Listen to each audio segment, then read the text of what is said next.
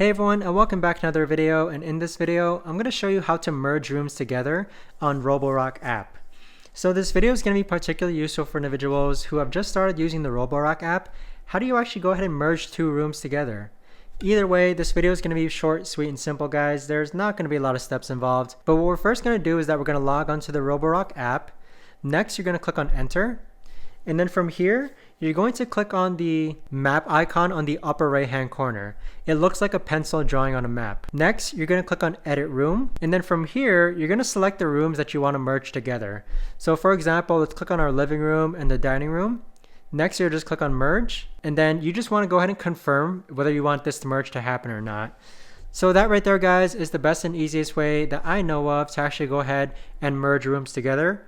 If you guys know of a better or easier way to actually do this, let me know in the comments down below. I would love to know. Thanks so much for watching, everyone, and I'll see you guys all in the next video.